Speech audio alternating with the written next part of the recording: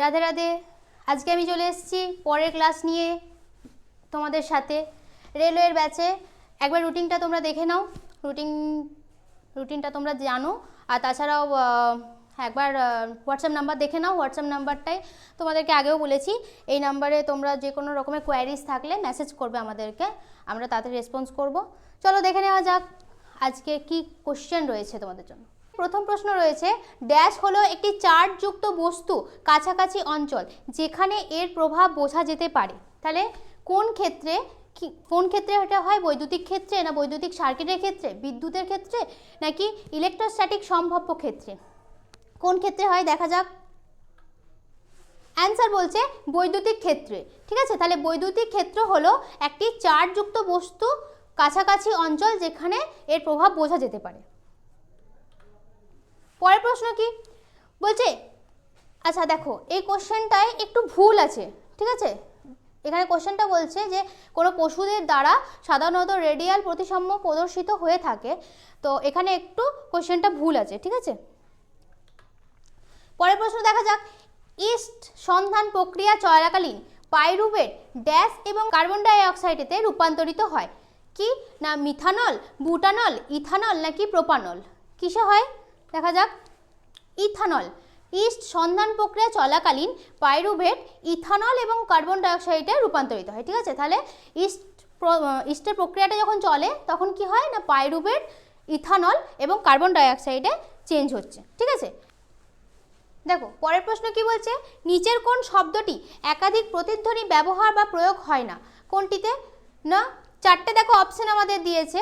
রোগীদের হার্টবিট শুনতে ডাক্তারদের স্টেথোস্কোপ ব্যবহার করা হয়, কনসার্ট হল এবং সিনেমা হলের ডিজাইন, একটি রুমে ওভারহেড প্রজেক্টর, নাকি মেগাফোন, হর্ন এবং সঙ্গীত বাদ্যযন্ত্র যেমন সানাই যা সকল দিকে শব্দ না ছড়িয়ে কোনো নির্দিষ্ট দিকে শব্দ পাঠায়। ঠিক আছে, এই চারটে অপশনের মধ্যে আমাদের সঠিক উত্তর হচ্ছে একটি রুমে ওভারহেড প্রজেক্টর।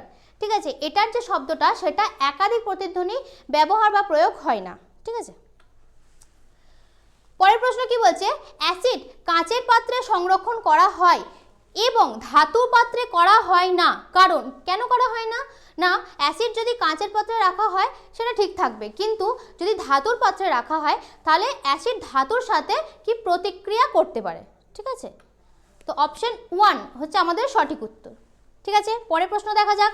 পরের প্রশ্ন বলছে মাসিক চক্র সাধারণত ড্যাশ দিনের হয়? মাসিক চক্র বা মেনস্ট্রুয়াল সাইকেল কত দিনের হয়? এটা 28 দিনের প্রসিডিওর। ঠিক আছে, তাহলে অপশন 1 হচ্ছে আমাদের সঠিক উত্তর।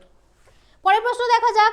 500 সেকেন্ডে একটি মেশিন 2200 জুল কাজ করে, তাহলে মেশিনের শক্তি কত?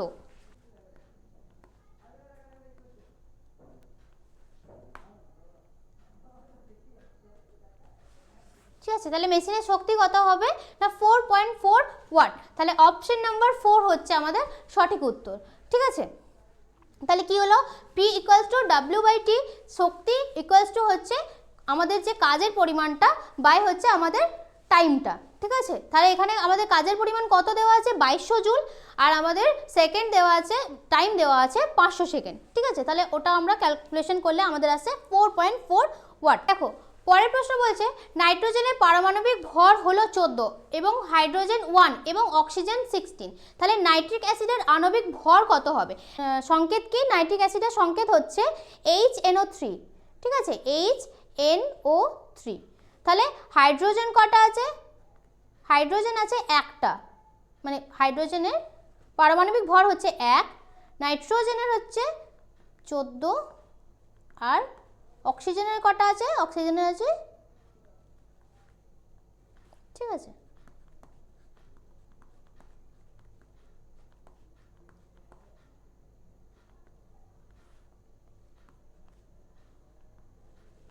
তাহলে নাইট্রিক অ্যাসিডের আণবিক ভর কত হচ্ছে? 63। দেখি রেলওয়ে আমাদের কি উত্তর দিচ্ছে। রেলওয়ে বলছে 63, অপশন নাম্বার 3 হচ্ছে আমাদের সঠিক উত্তর। ঠিক আছে, পরের প্রশ্ন বলছে একটি বাস বিশ্রাম থেকে শুরু হয় এবং 2 মিনিটের জন্য 0.2 মিটার পার সেকেন্ড স্কোয়ারের অভিন্ন ত্বরণের সঙ্গে সরানো, ভ্রমণ দূরত্ব তাহলে কত হবে সেটা জানতে চেয়েছে। তাহলে কি অন্তিম বেগ সমান হচ্ছে প্রাথমিক বেগ প্লাস ত্বরণ ইন্টু সময়। তাহলে আমার এখানে অন্তিম বেগ v equals to u plus a t, ঠিক আছে, v equals to u plus a t. তাহলে এখানে কি বলছে দেখো, অন্তিম বেগ, প্রাথমিক বেগ কত ছিল? প্রাথমিক বেগ ছিল 0, ঠিক আছে। ত্বরণ কত? ত্বরণ হচ্ছে 0.2 মিটার পার সেকেন্ড স্কোয়ার, ঠিক আছে। তাহলে 2 মিনিটস, আর সেকেন্ডে করে নেবো আমরা, তাহলে 120 সেকেন্ড, তাহলে 24 মিটার পার সেকেন্ড, ঠিক আছে। ভি স্কোয়ার কি 24 square, 24 square minus 0 equals to হচ্ছে 21440 মিটার। দেখো এলো আমাদের অ্যান্সার, এলো যে 1440 মিটার। তাহলে প্রথমে কি করলাম না, একটা বাস বিশ্রাম থেকে শুরু করেছে, মানে বিশ্রাম থেকে যখন শুরু করেছে তখন তাহলে তার প্রাথমিক বেগটা কত ছিল? 0 ছিল। সেখান থেকে 2 মিনিটের জন্য 0.2 মিটার পার সেকেন্ড স্কোয়ারের অভিন্ন ত্বরণের সাথে সেটা সরলো। তাহলে ভ্রমণ দূরত্বটা কত এটা জানতে চেয়েছিল। তাহলে আমার কি অন্তিম বেগটা আমি বার করলাম, প্রাথমিক বেগটা আমি জানি, ত্বরণ জানি, সময় জানি। তাহলে আমি v equals to u plus a t এই সূত্রে বসিয়ে আমি কি বার করলাম, আমি অন্তিম বেগটাকে বের করে নিলাম, ঠিক আছে। এরপরে আমি কি করলাম, অন্তিম বেগটাকে আমি এই সূত্রে ফেললাম, v square minus u square equals to 2as। এখান থেকে আমি পেয়ে গেলাম আমার ভ্রমণ দূরত্বটা, ঠিক আছে। পরের প্রশ্ন দেখা যাক, 1 কেজি কঠিন পদার্থকে সেটির তরল দশায় পরিণত করার জন্য যে পরিমাণ তাপ শক্তির প্রয়োজন হয় তাকে কি বলা হয়? ঘনীভবনের লীন তাপ, গলনের লীন তাপ, ফিউশনের লীন তাপ নাকি বাষ্পায়নের লীন তাপ? তাহলে 1 কেজি কঠিন পদার্থকে সেটির তরল দশায় পরিণত করার জন্য যে পরিমাণ তাপ শক্তির প্রয়োজন তাকে আমরা কি বলবো? তাকে বলবো ফিউশনের লীন তাপ, ঠিক আছে। কি বলবো? ফিউশনের লীন তাপ বা ল্যাটেন্ট হিট অফ ফিউশন, ঠিক আছে। তাহলে অপশন 3 হচ্ছে আমাদের সঠিক উত্তর। পরের প্রশ্ন দেখা যাক, নিচের কোনটির ক্যাটায়ন উৎপাদন করার প্রবণতা সর্বনিম্ন? কোনটির? কপারের, অ্যালুমিনিয়ামের, বোরনের নাকি গোল্ডের? কার ক্যাটায়ন উৎপাদন করার প্রবণতা সর্বনিম্ন হয়? বোরনের ক্যাটায়ন উৎপাদন করার প্রবণতা সর্বনিম্ন হয়, ঠিক আছে। অপশন 3 হচ্ছে আমাদের সঠিক উত্তর। পরের প্রশ্ন দেখা যাক, একটি বস্তুর, আচ্ছা এই কোশ্চেনটা তোমরা একটু দেখে নাও, কোশ্চেনটাতে একটু ভুল আছে, ঠিক আছে। কোশ্চেনটায় তোমার যেটা হবে যে গড় গতি যেটা জানতে চেয়েছে আমাদের, total distance by total time করে আমাদের অ্যান্সার 5 বেরোবে, কিন্তু আমাদের অপশানে কিন্তু অ্যান্সার 5 দিচ্ছে না, ঠিক আছে। তো কোশ্চেনটার মধ্যে একটু ভুল রয়েছে। পরের প্রশ্ন দেখা যাক, ফেনোল্যাফথলিনের উপস্থিতিতে খাটটি ড্যাশ দেখায়? নীল রং দেখায়, সবুজ রং দেখায়, গোলাপি রং দেখায়, বেগুনি রং দেখায়? তাহলে কি রকম দেখায় খাটটি? না গোলাপি রং দেখায়, ঠিক আছে। অপশন 3 হচ্ছে সঠিক উত্তর। পরের প্রশ্ন বলছে 5 কিলোওয়াট আওয়ার, 1 কিলোওয়াট আওয়ার মানে কত? দেখো এই কিলোওয়াট আওয়ারের কোশ্চেনটা এই নিয়ে 2-3 বার এলো, ঠিক আছে। তাহলে 1 কিলোওয়াট আওয়ার মানে হচ্ছে 3.6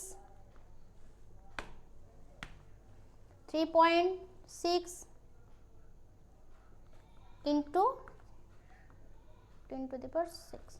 তাহলে 5 কিলোওয়াট আওয়ার মানে হচ্ছে 3.6 ইন্টু 5 ইন্টু 10⁶। তাহলে এটা আমি যদি ক্যালকুলেশন করি তাহলে আমার আসছে 0.18 ইন্টু 10⁶ জুল। তাহলে অপশন ডি হচ্ছে আমাদের সঠিক উত্তর, ঠিক আছে, বা অপশন 4 18.0 ইন্টু 10⁶ জুল, এটা হচ্ছে আমাদের সঠিক উত্তর, ঠিক আছে। তাহলে আমরা 1 কিলোওয়াট আওয়ারের মানটা যদি আমরা জেনে থাকি তাহলে 5 কিলোওয়াট আওয়ার দিক বা যা দিক আমরা বলে দিতে পারবো, ওকে। পরের প্রশ্ন দেখা যাক, পরের প্রশ্ন বলছে একটি মৌলিক পদার্থের পারমাণবিক সংখ্যা 11 এবং ভর সংখ্যা 23, ওই পরমাণুতে ইলেকট্রন, প্রোটন ও নিউট্রন সংখ্যা কত? আমরা জানি যে প্রোটন সংখ্যা, ইলেকট্রন সংখ্যা,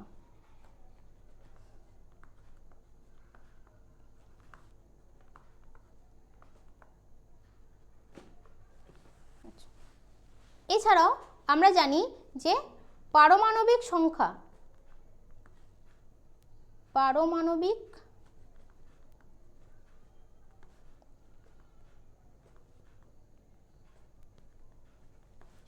সমানই হচ্ছে প্রোটন সংখ্যা।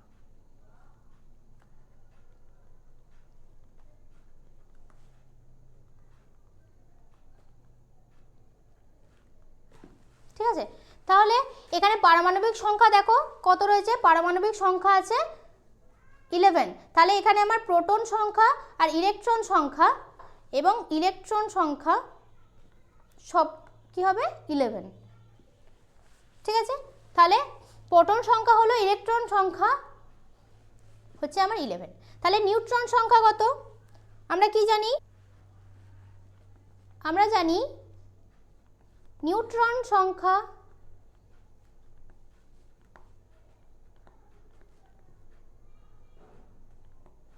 সমান হচ্ছে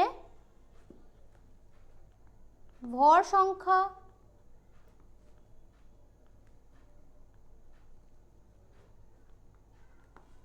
মাইনাস প্রোটন সংখ্যা।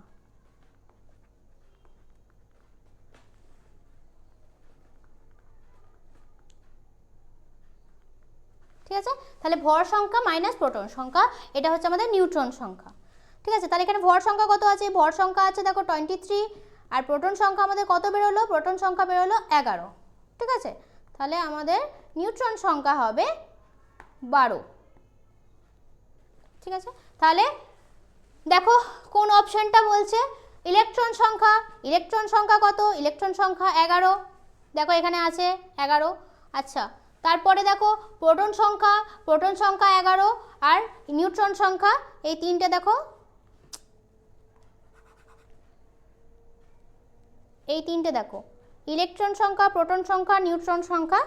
দেখি অ্যান্সার অপশন 3, অপশন 3 হচ্ছে আমাদের সঠিক উত্তর। ঠিক আছে, পরের প্রশ্ন দেখা যাক। পরের প্রশ্ন বলছে কৃতকার্যের পরিমাণ নির্ণয় করো যখন একটি 2 কুলম্ব তড়িৎ আধানকে 12 ভোল্ট বিভব পার্থক্যের দুটি বিন্দুর মধ্যে স্থানান্তরিত করা হবে। তাহলে কি জানতে চেয়েছে আমাদেরকে, কৃতকার্য। তাহলে কৃতকার্য সমান হচ্ছে আধান, তড়িৎ আধান গণিত হচ্ছে বিভব পার্থক্য।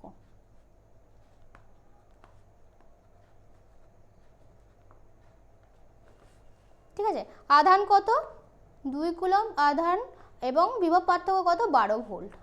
ঠিক আছে, তাহলে 24 joule. Option A, option A হচ্ছে আমাদের সঠিক উত্তর। তাহলে কৃতকার্যের পরিমাণ কত, কৃতকার্যের পরিমাণ হচ্ছে 24 জুল। পরের প্রশ্ন দেখা যাক। পরের প্রশ্ন বলছে একটি কৌশল যার মাধ্যমে ক্যাম্বিয়াম টিস্যুতে পুষ্টি সরবরাহ করা হয় নতুন উদ্ভিদ গড়তে এবং বাড়াতে লাগে তাকে কি বলা হয়, তাকে কলাকর্ষণ টেকনিক বলা হয়, জেনেটিক ইঞ্জিনিয়ারিং বলা হয়, জিন সিকোয়েন্সিং বলা হয়, নাকি জিন থেরাপি বলা হয়। তাহলে তাকে কি বলা হয় না কলাকর্ষণ টেকনিক বলা হয়। ঠিক আছে, কলাকর্ষণ টেকনিকের মাধ্যমে কি করা হয় না ক্যাম্বিয়াম টিস্যুতে পুষ্টি সরবরাহ করা হয়। পরের প্রশ্ন দেখা যাক। পরের প্রশ্ন বলছে অ্যান্টিমনি এবং আর্সেনিক নিম্নলিখিত বিভাগের অন্তর্গত কি, এগুলো কি ধাতু, উপধাতু, খনিজ পদার্থ নাকি অধাতু। তাহলে এগুলো হচ্ছে উপধাতু। ঠিক আছে, অপশন 2, অপশন 2 হচ্ছে সঠিক উত্তর। উপধাতুর মধ্যে অ্যান্টিমনি, আর্সেনিক এগুলো পড়ছে। পরের প্রশ্ন বলছে ক্লোরিনের পারমাণবিক সংখ্যা এবং পারমাণবিক ভর হলো যথাক্রমে। ক্লোরিনের পারমাণবিক সংখ্যা কত, ক্লোরিনের পারমাণবিক সংখ্যা হচ্ছে 17 এবং পারমাণবিক ভর হচ্ছে 35.4527 এরকম। ঠিক আছে, তাহলে অপশন 4, অপশন 4 হচ্ছে আমাদের সঠিক উত্তর। পরের প্রশ্ন দেখা যাক। পরের প্রশ্ন বলছে প্যারেনকাইমা ড্যাশ এর মধ্যে খাদ্যের সঞ্চয়ের সাথে জড়িত। প্যারেনকাইমা ড্যাশের মধ্যে খাদ্যের সঞ্চয়ের সাথে জড়িত থাকে, উদ্ভিদ, মানুষ, পাখি নাকি মাছ। তাহলে প্যারেনকাইমা কাদের থাকে, উদ্ভিদের। ঠিক আছে, তাহলে প্যারেনকাইমা উদ্ভিদের মধ্যে খাদ্যের সঞ্চয়ের সাথে জড়িত। অপশন এ, অপশন এ হচ্ছে সঠিক উত্তর। পরের প্রশ্ন দেখা যাক। জোরে আঘাত করলে ধাতু থেকে কিছুক্ষণ বাজতে থাকা শব্দ উৎপন্ন হয়, ধাতুর এই ধর্মকে কি বলা হয়? শব্দময়তা বলা হয়, কম্পাঙ্ক বলা হয়, নমনীয়তা বলা হয় নাকি উচ্চনাদ বলা হয়? জোরে আঘাত করলে ধাতু থেকে যে একটা শব্দ উৎপন্ন হয় সেটাকে আমরা বলি উচ্চনাদ। ঠিক আছে, অপশন 4 হচ্ছে সঠিক উত্তর। পরের প্রশ্ন কি বলছে? সমস্ত বস্তু ড্যাশ একটি শক্তির দ্বারা একটি তরলের মধ্যে নিমজ্জিত হয়, ভরবেগ, চাপ, প্লবতা নাকি নিষ্ক্রিয়তা? তাহলে সমস্ত বস্তু প্লবতার দ্বারা একটি তরলের মধ্যে নিমজ্জিত হয়। ঠিক আছে, পরের প্রশ্ন বলছে একটি অবতল আয়নায় ভার্চুয়াল সম্প্রসারিত এবং খাড়া ইমেজ পেতে কোথায় স্থাপন করা উচিত তা বলো। ফোকাস এবং মেরুর মধ্যে, বক্ররেখা কেন্দ্রে নাকি বক্রতা কেন্দ্র এবং ফোকাস কেন্দ্রের মধ্যে? তাহলে এটা হচ্ছে ফোকাস এবং মেরুর মধ্যে। ঠিক আছে, অপশন 2 হচ্ছে সঠিক উত্তর। আচ্ছা, আজকের ক্লাসটা যদি ভালো লেগে থাকে তাহলে লাইক, কমেন্ট, সাবস্ক্রাইব করে দেবে এবং তোমাদের অ্যাসপিরেন্ট ফ্রেন্ডদের সাথে আমাদের এই ভিডিওগুলো শেয়ার করে দিও এবং তোমরা পড়তে থাকো, আমাদের চ্যানেলের সাথে জুড়ে থাকো। Thank you.